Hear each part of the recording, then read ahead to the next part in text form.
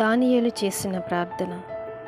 మనస్సును దేవునికి అప్పగించి దేవుని ఎదుట తన్ను తాను తగ్గించుకుని చేసినటువంటి ఆ మొదటి దినము మొదలుకొని చేసినటువంటి ప్రార్థన, దానియేలు యొక్క మాటలన్నీ కూడా దేవుడు విన్నాడని దేవదూత తెలియపరుస్తూ ఉన్నాడు.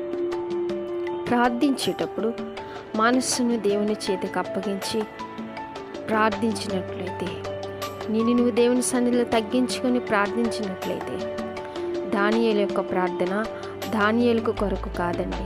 దానియేలు ప్రార్థన దానియేలు క్షేమము కొరకు కాదు, కానీ దానియేలు యొక్క అవసరతల కొరకు కాదు, కానీ సమాజము కొరకు, ఇశ్రాయేలీయులకు రాబో రోజులు ఏమి జరగబోతుంది అనేటటువంటి విషయము నిమిత్తము 70 సంవత్సరములు కాలాంతము అయిపోయిన తర్వాత ఏమి సంభవిస్తుందో అని కనిపెట్టుకుని దేవుని సన్నిధిలో తన జనాంగము కొరకు ప్రార్థన చేస్తున్నాడు. ఏ విధంగా చేస్తున్నాడంటే, తన మనస్సును దేవుని చేతికి అప్పగించి ప్రార్థన చేస్తున్నట్లు మనం దానియేలు గ్రంథంలో చూస్తూ ఉన్నాం. దానియేలు గ్రంథము 10వ అధ్యాయంలో 12వ వచనంలో మనం చూస్తూ ఉన్నాము. దేవదూత దానియేలు యొక్క లక్షణాలను తెలియజేస్తుంది ఇక్కడ. ఓ దానియేలు, నువ్వు భయపడకుము, నీవు తెలుసుకొనవలనని నీ మనసును అప్పగించి. ఏంటండి? మనస్సును అప్పగించి. ఎవరైతే మనస్సును అప్పగించి దేవునికి మొరపెడతారో, ఎవరైతే దాన్ని తాను తగ్గించుకుని దేవునికి మొరపెడుతూ ఉంటారో, వారి ప్రార్థన దేవుని యొద్దకు ఖచ్చితంగా వెళ్తూ ఉంది. వారి కొరకు వర్తమానము తీసుకుని ఒక దేవదూత దానియేలు గారి యొద్దకు ఎలా వచ్చిందో మీ యొద్దకు కూడా ఆ విధంగా వస్తుందని దేవుని వాక్యం తెలియచేస్తుంది. ప్రతి ప్రార్థనకు జవాబిచ్చే దేవుడు మన దేవుడండి. ఈ లోకంలో ఏ దేవుడు కూడా ప్రార్థనించిన వెంటనే, ఒక మానవుడు ప్రార్థించిన వెంటనే ఆలకించే దేవుడు ఎవ్వరూ లేరండి. మన దేవుడు గొప్ప దేవుడు. మన దేవుడు ఆశ్చర్య కార్యములు జరిగించే దేవుడు. దానియేలు విషయంలో ఈ దేవదూత అంటుంది, దానియేలు, ఆ మొదటి దినమున నువ్వు చెప్పిన మాటలను బట్టి నేను ఇక్కడికి నీ యొద్దకు పంపించబడి ఉన్నాను. ఏ దినమునండి? మొదటి దినమునంటూ దానియేలు పలికిన ప్రతి మాట, మొదటి మాట, రెండో మాట, మూడో మాట, నాలుగో మాట అంటూ ఆ మాటలు లెక్క పెట్టుకుంటూ దేవుడు వింటున్నాడంట. ఆ మాటలన్నీ దేవుడు విన్నాడంటండి.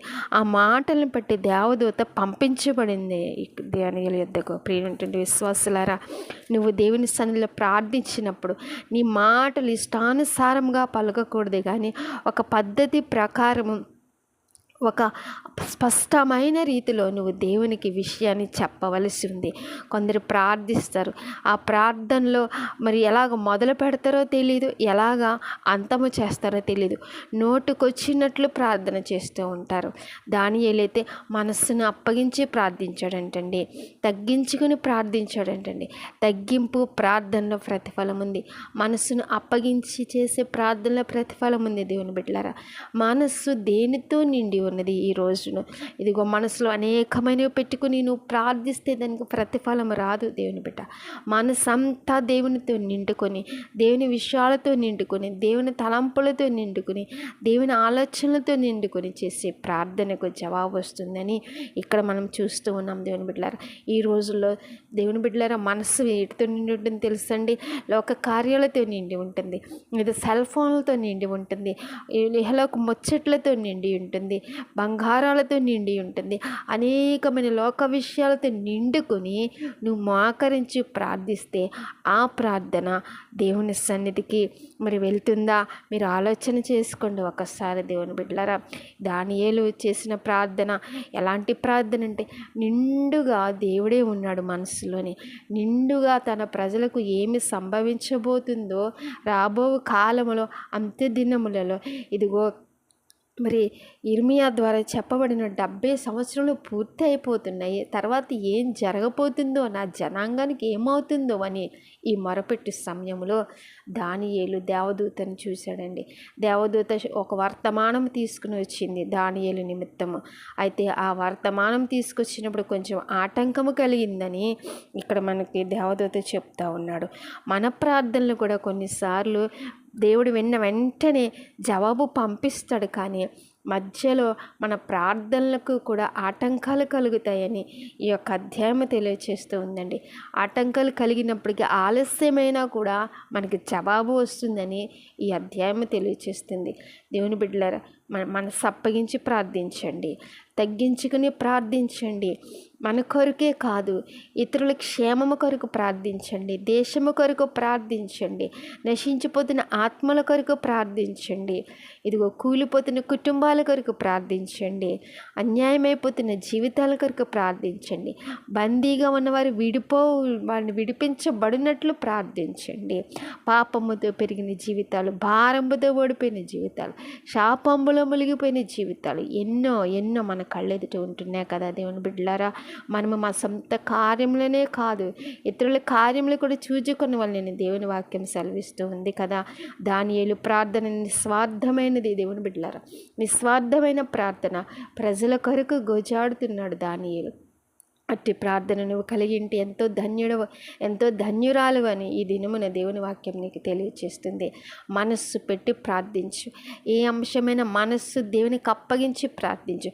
నిజానికి దేవుని చేతిలో మనసు అప్పగించి తర్వాత అది ఇక దేవుడే చూసుకుంటాడు. మనసు అప్పగించి ప్రార్థించినప్పుడు ఆ మనసులో ఏముందో అవన్నీ కూడా దేవుడు చూస్తూ ఉన్నాడట. మనసులో ఏముందో, దేవునికి నచ్చని ఉన్నవా అవి చెరిపివేయమని ప్రార్థించు. అది చెరిపివేసి దేవుడు నీ మనస్సును చక్కగా మార్చి నీ ప్రార్థన వింటాడు. దేవుని బిడ్డలారా, నీ మనసులో ప్రార్థనకు ఆటంకములు ఏమైనా ఉన్నాయేమో, ఒకవేళ నువ్వు ఎంతగా మొరపెట్టినా నీ మనస్సు వ్యతిరేకమైన పరిస్థితులతో నిండి ఉందేమో, నీ మనసు వ్యతిరేకమైనటువంటి ఆలోచనలతో నిండి ఉందేమో, దేవునికి ఇష్టమైన కార్యములతో నీ మనస్సు ఉందేమో, అప్పుడు నువ్వు మనసు అప్పగించలేనట్టే దేవుని బిడ్డ. నీ మనసు అప్పగించి ప్రార్థించాలండి. ముందు మనసులో ఉన్న ప్రతీది కూడా తీసివేయమని దేవుణ్ణి అడగాలి.